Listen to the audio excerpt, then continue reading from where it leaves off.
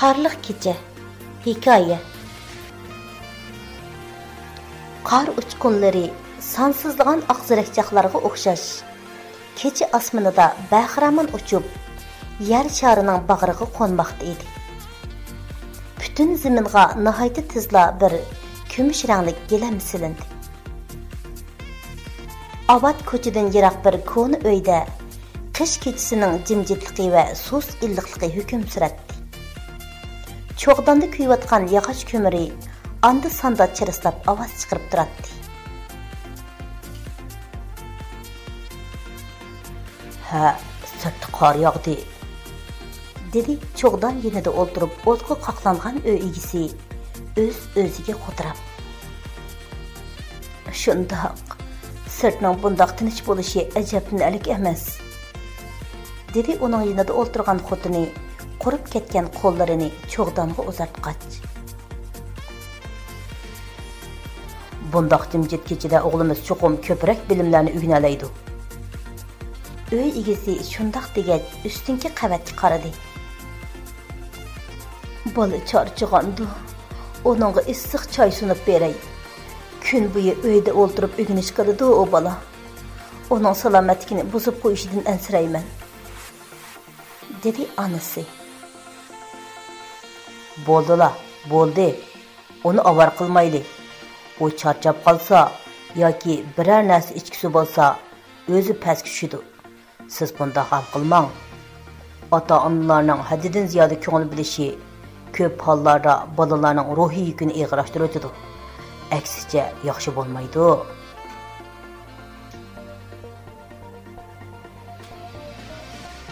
Balkim sizning deganingiz to'g'ridir. Lekin men har vaqt o'ylayman. O'qish bitkizish imtihoni oson ish emas. Men bolaning bu o'tkaldan o'ngishli o'tishini bekli umid qilaman, dedi xotini mujmallik bilan g'o'dirab. Andan u cho'g'donga bir necha parcha ko'mir silib qo'ydi. Tuyuqsiz ishning jiddiy chekilgan ovozi bu jimjitlikni buzdi. Ikkalan tanglib ishini ko'tarib bir-biriga qarashdi. Birsi keldi. Uy egasi asta o'rnidan turib, daldangshiguncha eshik tarafga qarab mangdi. Eshik ichilib so'g'uq shamol qor uchqunlarini uyga o'chirib keldi. Kim? Uy egasi so'radi. Kim ekanligimni so'rama. Yavaşroq bo'l, ovoz chiqarma, dedi sirtdagi odam. Eshik sirtida bir notunish o'ttir yoshli ayning qo'lida chaqnab turgan xanjar turadi. Uning gap qilgandagi ovozi tuvan, ammo jaranliq chiqyotadi. Sen nima qilmoqchi? Azmilik qilmay, yavaşlik bilan kirib ket. Bo'lmasa, notunish odam qo'lidagi xanjarni polonlatdi.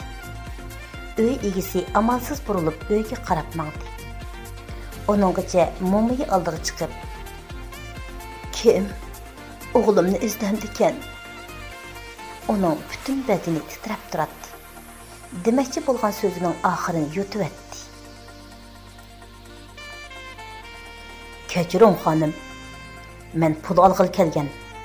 Agar tunishgan bo'lsak, men sizlarni tanqislik qo'ymaydim. Notunish odamning qo'lidagi xanjar cho'g'ning yo'rig'ida so'g'uq nur chechib turadi. Mo'miyim ikkimiz yoshinib qolgan odam, korga kelmaymiz. Siz nima olmoqchi bo'lsangiz xohlagancha iling, lekin siz hargiz ustiga chiqmang, dedi uy egasi g'olildab titragan holda.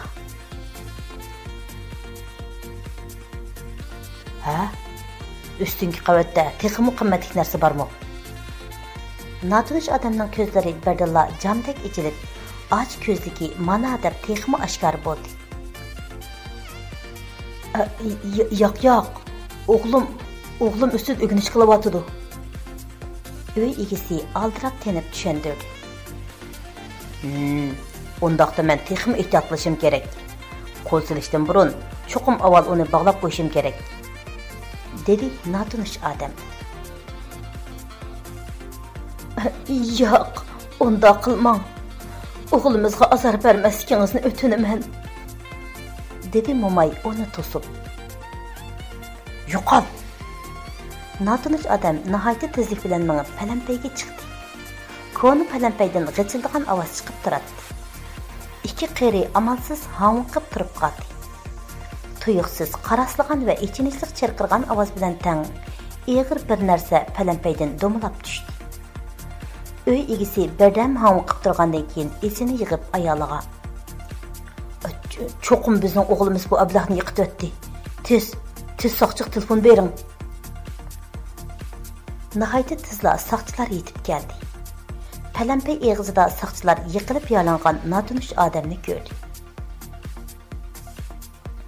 "Hay, palampayni dasidim deb boshqa yerga dasab saptiman. Ajab nas bosdi", dedi notanish kishi ko'ngli g'ash bo'lib. Binoga chiqib oqtirgan soqchi nihoyat tezla yenib tushdi. "Soqchi boshlig'i, butkul uyni oqtirib chiqdik. Boshqa odam yo'q ekan. Biroq uy egisi telefonda o'g'lining qaroqchini yiqitib o'tganligini degan edi. U bizni ahmoq qildimi nima?" "Undaq emas. Ularning birdan-bir o'g'li necha yilning oldidagi bir qishda o'lib ketgan. Lekin ular boshdan oxir bu faktni e'tirof qilishni xohlamaydi. Hamisha o'g'lim ustunki qavatda o'rganish qilyotdi deydi", dedi soqchi boshlig'i. Bu gapni anglagan hammalar jim bo'lib qolishdi. Uy ichi jimjitlikqa cho'mdi. Uyning sirtimi bak jimjit edi. Qor uchqunlari larson uchib tushmoqda edi.